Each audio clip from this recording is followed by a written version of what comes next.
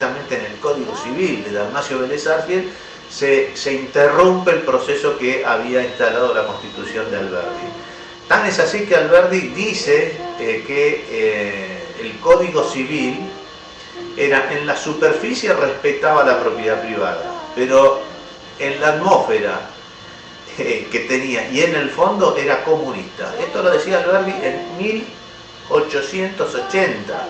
O sea, él ya estaba viendo el comunismo en el seno del Código Civil argentino de Dalmacio Vélez Arfiel. Y entonces, por supuesto, cuando esta es la tendencia que marca la Constitución Civil, entonces el camino está trazado. O sea, Perón, como yo digo, y Fidel en Cuba, no son emergentes de una situación intelectual generada por el constructivismo racionalista que destruyó los marcos morales de la Constitución de Argentina en 1853 y en Cuba la de 1901. La incomprensión de este tema, que los marcos morales de la sociedad de orden extenso es antagónicos y concurrentes con los marcos morales de las sociedades pequeñas, es decir, con esa moral instintiva, es lo que mantiene a gran parte de la humanidad en situaciones de extrema tensión. Y cuando la tensión, la tensión va creciendo, produce permanentemente colapsos donde muere mucha gente, o se producen, por ejemplo, nosotros tenemos que en el último saqueo de los políticos en el 2001, se produjo la muerte de, si bien murieron algunos en la calle, no sé, habrán sido 10, 20, no recuerdo bien, pero eso sí, murieron más de 20.000 personas de infarto de miocardio, que ya la Sociedad Argentina de Cardiología detectó exactamente la muerte de 20.000 personas que, al verse asaltadas y robadas una vez más por la dirigencia política, bueno, le agarró un infarto y se murieron. Y esos son muertos pasivos, ¿no? Uno no lo pone en la cuenta. De este modo, ¿cuánta gente ha matado a Alfonsín y sus buenas intenciones? Por eso insisto, los grandes humanitarios se transformaron siempre en carniceros, pero no porque deliberadamente tenían la intención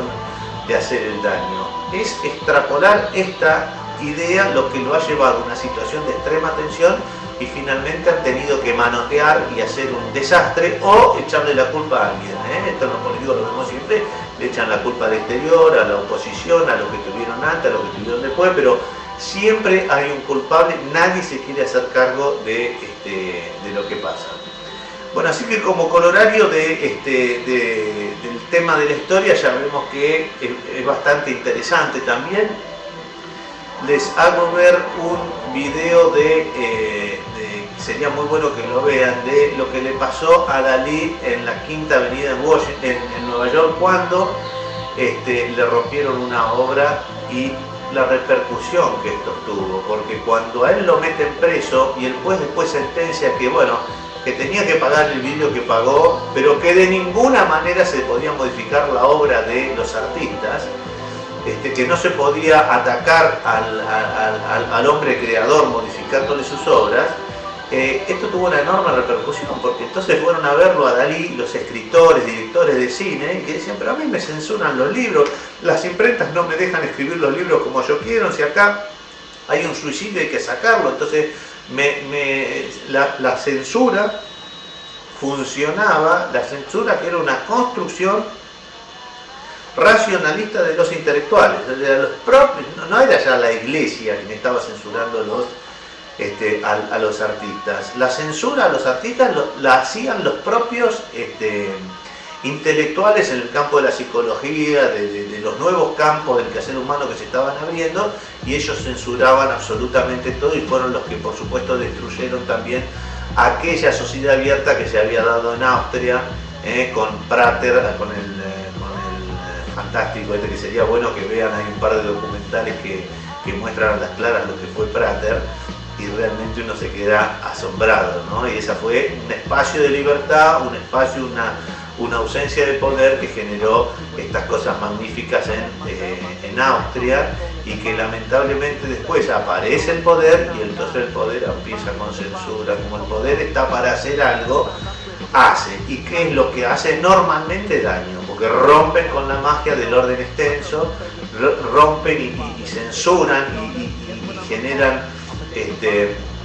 rompen los espacios de libertad, y entonces el hombre no se puede expresar, el hombre queda destruido, queda el hombre sin alma, que la llamamos un par de veces, y este proceso, esta tragedia,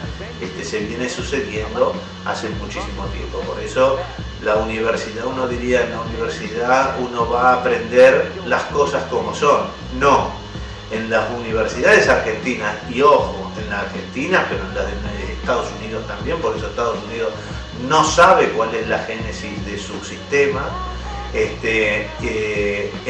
Hollywood esto ha pasado permanentemente también. En Hollywood ustedes pueden ver en la década del 30, cuando hacen cine fantástico, pero mostrando un mundo que no existía. Realmente los grandes cineastas fueron los italianos, De Sica, por eso muestro ahí un poco una parte del cine de De Sica y de todos estos grandes directores que lamentablemente se están muriendo ahora, pero que han mostrado que Italia como era, la pobreza, la miseria, toda la naturaleza humana que brota, y que si bien en Estados Unidos se hicieron varias obras interesantes en este sentido, pero más que nada, como también en Estados Unidos, en Hollywood, se creía en la idea historicista, o sea, pintemos un mundo divino de todos bailando y todos cantando, y entonces la gente va a ser más feliz así. Bueno, las intenciones fueron esas, pero dejaron al hombre sin el aprendizaje de la historia. Por eso es muy interesante lo que está pasando ahora respecto de algún revisionismo histórico que está haciendo HBO. Por ejemplo, hizo Roma y mostró Roma casi en forma tan cruda como era, ¿no? O sea, es la primera vez que veo una versión de Roma y de Julio César muy cercana a la realidad, donde no quieren pintar personajes, ni glorias, ni nada, sino las cosas simplemente como fueron y el hombre como actúa. Bueno, esto es sumamente interesante, ya la censura empieza a quedar de lado, y esto puede ser que nos lleve a todos a un sistema mejor, porque, y acá con esto cierro, ustedes saben que hay una tesis de un Papa Benedicto anterior a que decía que las etapas de la evolución del hombre eran tres. Primero, la era del Padre, representada por el judaísmo y por el Antiguo Testamento, y por esa posición y ese desarrollo de una moral patriótica de las ciudades-estado, o sea, de las comunidades de pequeño orden, que podríamos llamar la tribu. Por eso es que desde algún punto de vista, cuando Woody Allen dice los judíos comienzan todas las guerras, y todas las guerras son guerras religiosas, que dice que empiezan con los judíos, es porque los judíos ascriben a una moral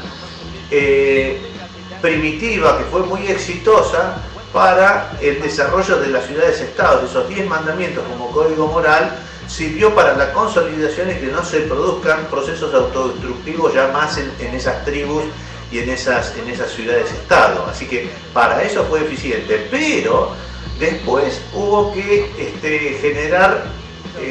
un código moral un poco más amplio, con las 3 bases morales que aporta el cristianismo, y que si bien no se pudieron expresar prácticamente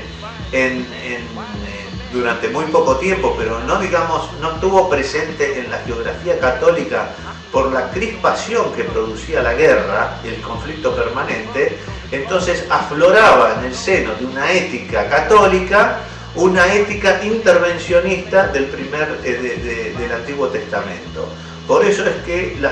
Europa no puede avanzar, pero los marcos morales del cristianismo aparecen recién, aparecen y se consolidan, y pueden perdurar en el tiempo. En Escocia, con la Revolución Gloriosa inglesa y con la Revolución Industrial, y después se traslada a América, ¿Por qué? Porque la situación deslacionista inhibía la crispación que produce